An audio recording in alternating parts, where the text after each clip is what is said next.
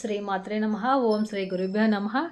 ఈ టాపిక్లోకి వెళ్ళే ముందు ఈ channel subscribe, like and share చేయండి. మీ తోటి మిత్రులకు కూడా షేర్ చేయడం వల్ల నా ద్వారా తయారైనటువంటి యొక్క వీడియోలు మీకు నోటిఫికేషన్గా పొందగలుగుతారు. ఈరోజు మనం మాట్లాడుకునేటువంటి ఒక అమ్మవారి టెంపుల్ గురించి టాపిక్ మాట్లాడుకుందామండి. ఆ నగరం సాక్షాత్తు భూలోక వైకుంఠం, ఇకలోక కైలాసం. ప్రళయకాలంలో కూడా సురక్షితంగా ఉండే నగరం రెండే రెండు. ఒకటి కాశీ, మరొకటి ఇప్పుడు మనం చెప్పుకోబోయే నగరం క్షేత్రం త్రిమూర్త స్వరూపమైనటువంటి దత్తాత్రేయుడు ప్రతినిత్యం ఇక్కడ వచ్చి మధ్యాహ్నం భిక్షను అమ్మవారి చేతులతో స్వీకరిస్తాడని ప్రతిది. ఇది ఒక రాక్షసుడి పేరుతో వెలిసిన నగరం. సాక్షాత్తు అమ్మవారు నిర్మించిన నగరం. ఇన్ని విశిష్టతలు కలిగినటువంటి ఆ యొక్క క్షేత్రం ఏది, ఎక్కడ ఉంది అనే ఈ విశేషాలను తెలుసుకునే ముందు ఈ వీడియోను స్కిప్ చేయకండి. కొంతమంది ఈ ఆలయాన్ని లక్ష్మీదేవి ఆలయం అని చెబుతారు, ఇంకొకరు అక్కడ సతీదేవి కళ్ళు పడినవని శక్తిపీఠం అని చెబుతారు. హిందూ సాంప్రదాయం ప్రకారం లక్ష్మీదేవిని పూజించడంలో చాలా అరుదుగా ఉంటారు. ప్రతిరోజు ప్రతినిత్యం పూజించే శ్రీ మహాలక్ష్మికి దేశంలో విడిగా ఉన్న ఆలయాలు మాట అంటే తక్కువని చెప్పాలి. ఎక్కడ చూసినా మహాలక్ష్మీదేవి, శ్రీ మహాలక్ష్మి ఆలయాలంటే తక్కువని చెప్పాలి. ఎక్కడ చూసినా మహావిష్ణుతో కలిసినటువంటి ఆలయాలు ఎక్కువ మనకు కనపడతాయి, కానీ లక్ష్మీదేవికి ప్రత్యేకించి ఉన్నటువంటి ఆలయాలు మనకు ఎక్కడ అగుపించవు. అందులో కొల్లాపూర్ ఆలయం ఒకటి. ఈ ఆలయము మహారాష్ట్రలోని కొల్లాపూర్లో పంచగంగా నది ఒడ్డున ఉంది.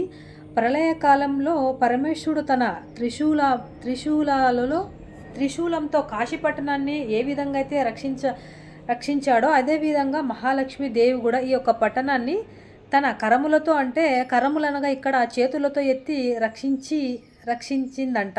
అందుకే మహాలక్ష్మి కరవీర మహాలక్ష్మి అని పిలుస్తారు. ఈ యొక్క నగరాన్ని కరవీర పురాణం అని స్తుతించారని స్కంద పురాణంలో మరి దేవి భాగవతాలలో చెప్పడం జరిగింది. అసలు లక్ష్మీదేవి యొక్క నగరాన్ని ఎందుకు వచ్చిందంటే, ఒకసారి శ్రీ మహావిష్ణువు వైకుంఠంలో ఉన్నప్పుడు భృగు మహర్షి వచ్చాడట. అయితే ఋషి రాకను విష్ణుమూర్తి గమనించడం లేదు. దీనితో ఆగ్రహించినటువంటి ఆ యొక్క భృగు మహర్షి స్వామివారి యొక్క గుండెల మీద కాలితో తన్నారట.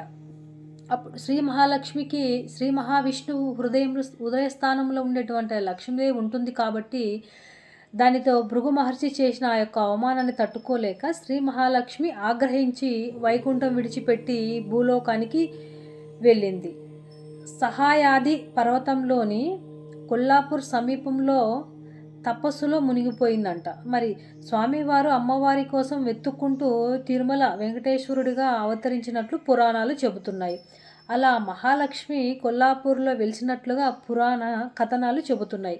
ఇక గర్భగుడిలో 6 అడుగుల చదరంగా ఉన్న ఎత్తైన వేదిక మీద ఉన్న 2 అడుగుల పీఠం, దాని మీద శ్రీ మహాలక్ష్మి కొలువుతీరి ఉంటుంది. 4 చేతులలో పండు, గద, దాలు, పాలు పాత్ర ధరించి ఉంటుంది. 3 అడుగులు ఎత్తు ఉన్న అమ్మవారి మూర్తి ఆభరణాలతో, అలంకారాలతో, వజ్రాల కిరీటంతో చూపు తిప్పుకోలేనంత శోభాయమానంగా అమ్మవారు వెలిగిపోతుంటుంది. ఒకప్పుడు ఈ యొక్క నగరాన్ని కోల్పూర్ అని, కోల్గిరి అని, కొలదిగిరి అని, పట్టణమని పిలిచేవారు. కొల్ల అంటే లోయ అని, పూర్ అంటే పట్టణమని, కొల్లాపూర్ అని ఈ యొక్క క్షేత్రం వెలిసింది. ఈ యొక్క నగరాన్ని కొల్లాపూర్ అనే పేరు రావడానికి కూడా ఒక కథనం ఉంది.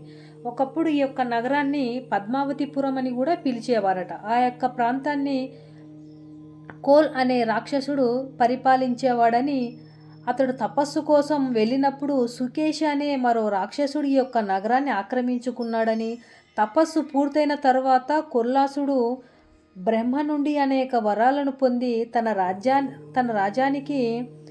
రాజధానికి వచ్చాడు. అప్పటికే తన రాజ్యాన్ని ఆక్రమించినటువంటి యొక్క సుకేష్ని ఓడించి తన రాజ్యాన్ని తిరిగి సంపాదించుకున్నాడట. తర్వాత తన కుమారుడైనటువంటి కరవీరుడిని ఈ యొక్క రాజ్యానికి రాజును చేశాడు.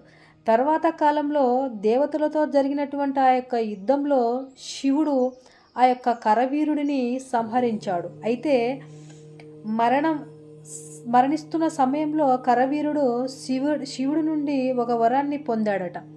ఈ నగరము తన పేరు మీదుగా కరవీరపురంగా ప్రసిద్ధి చెందాలని కోరుకున్నాడట.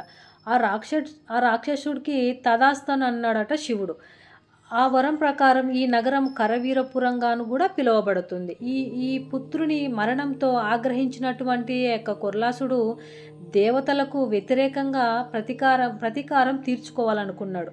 మహాలక్ష్మి అనుగ్రహంతోనే ఈ యొక్క దేవతలందరి యొక్క విజయాన్ని పొందుతున్నారని చెప్పేసి ఆ యొక్క ఉద్దేశంతో మహాలక్ష్మి అనుగ్రహం ఆ యొక్క మహాలక్ష్మి అనుగ్రహాన్ని సంపాదించడం కోసం మహాలక్ష్మి దేవినికి ఘోరమైనటువంటి యొక్క తపస్సును చేసి 100 సంవత్సరాల వరకు ఆ యొక్క అమ్మవారి యొక్క నగరంలో ప్రవేశించకూడదని చెప్పి వరం కోరుకున్నాడట. మొత్తానికైతే మహాలక్ష్మి కూడా ఆ యొక్క ఏదైతే కోరుకున్నటువంటి ఆ యొక్క కోరికను మహాలక్ష్మి కూడా అంగీకరించడం జరిగింది. తర్వాత వచ్చేసి కుర్లాసుడు దేవతలకు చాలా ఇబ్బంది పెట్టించాడు. చాలా ఇబ్బంది పెట్టాడు దేవతలను కూడా.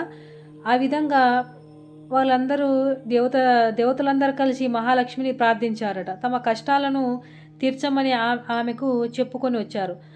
తనను కాపాడమని ప్రార్థించారట. కానీ దానికి అమ్మవారు తన 100 సంవత్సరాల వరకు ఆ యొక్క నగరంలో ప్రవేశించే వీలు లేదని, 100 సంవత్సరాలు పూర్తయ్యే వరకు వేచి ఉండమని చెప్పిందట.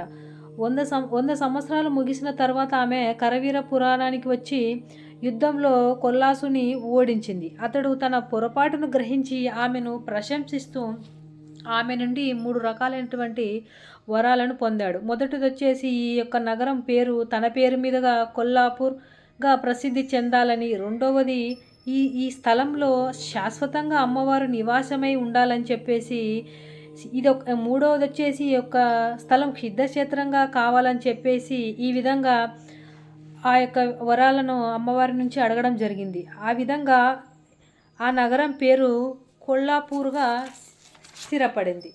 తర్వాత వచ్చేసి ఇది అష్టాదశ శక్తి పీఠాలలో 7వదిగా చెప్తారు. ఇక్కడ అమ్మవారు నయనాలు పడ్డాయట. లోకమాత జగన్మాత ఈ యొక్క క్షేత్రాన్ని సృష్టించింది. ఎన్నో వేల సంవత్సరాల నుంచి ఈ యొక్క ప్రాంతాలలో మహర్షులు ఋషులు పూజలు తపస్సు చేసినట్లు చారిత్రక ఆధారాలు చెబుతున్నాయి.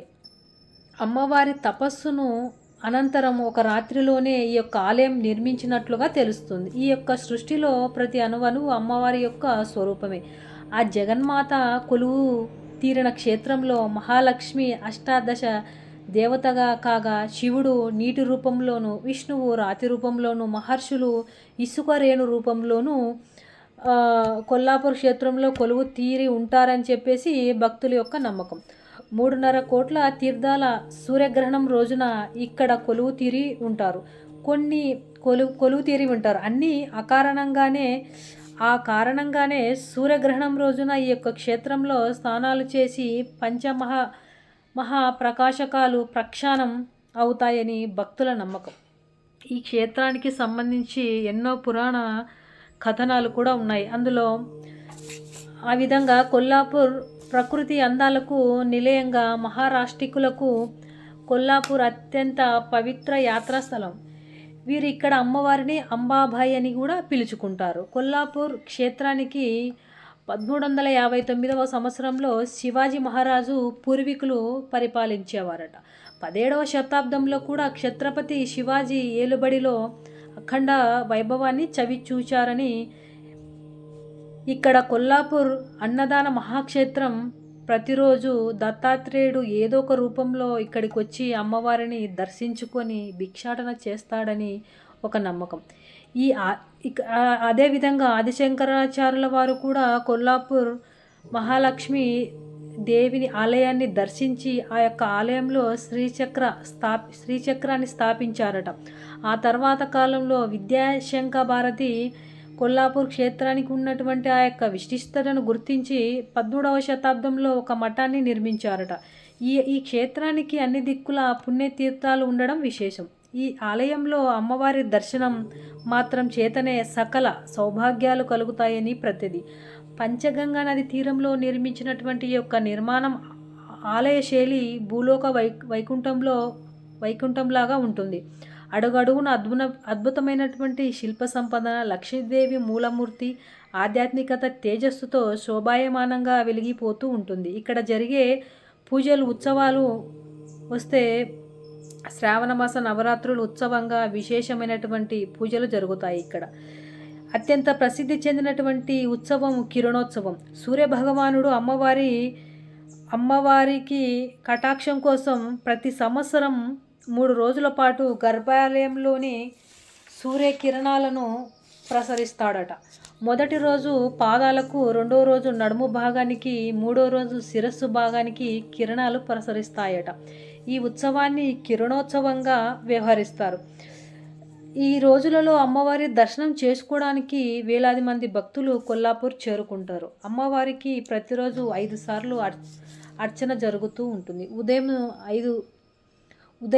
5 గంటలకు శ్రీ మహాలక్ష్మికి సుప్రభాత సేవలు, కాకడ హారతి ఇస్తారట. ఉదయం 8 గంటలకు షోడశోపచార పూజలు నిర్వహిస్తారు. మధ్యాహ్నం, సాయంత్రం పూజా సేవలు హారతి ఇస్తారు. అమ్మవారికి ప్రతి శుక్రవారం ప్రత్యేక పూజలు నిర్వహిస్తారు. ప్రతి శుక్రవారం సాయంత్రం వేళలో, ముఖ్యంగా పౌర్ణమి రోజులలో అమ్మవారిని ఆలయం బయట ఊరేగిస్తారు. చాలా ప్రసిద్ధిగాంచినటువంటి ఈ యొక్క ఆలయం, ఈ యొక్క కొల్లాపూర్ మహాలక్ష్మి అమ్మవారి యొక్క టెంపుల్. రీసెంట్గా ఈ యొక్క 3-4 డేస్ బ్యాక్ ఈ యొక్క టెంపుల్ని మేము విజిట్ చేశామండి.